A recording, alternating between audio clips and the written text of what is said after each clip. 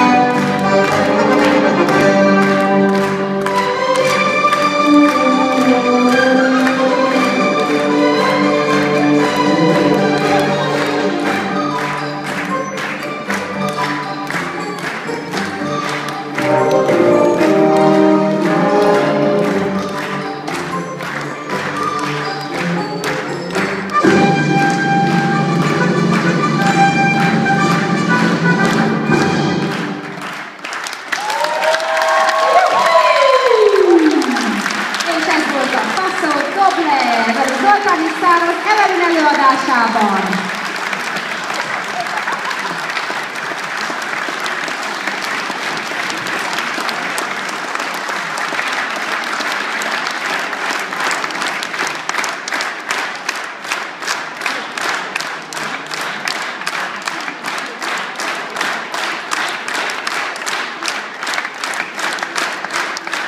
Köszönjük szépen, és elérkeztünk tényleg a mai délután utolsó táncához. Arra kérek minden táncos, tánciskolás gyereket és mindenkit, hogy a jive-ot elkezdi a Zoli és az Evelyn.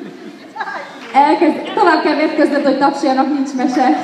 Tehát elkezdi a Zoli és az Evelyn a jive-ot, és aztán arra kérlek benneteket, hogy majd egy picit le fog halkulni a zene a közepe tájánál, és akkor mindenki, aki ma táncolt itt, mindenki, ti is, a versenyzők is, a versenytánc előkészítősök és a gyerekek is, mindenki bejön, és együtt egy finálét fogunk nyomni, aki rockizni tud rockizik, aki jive-ozni tud jive-ozni.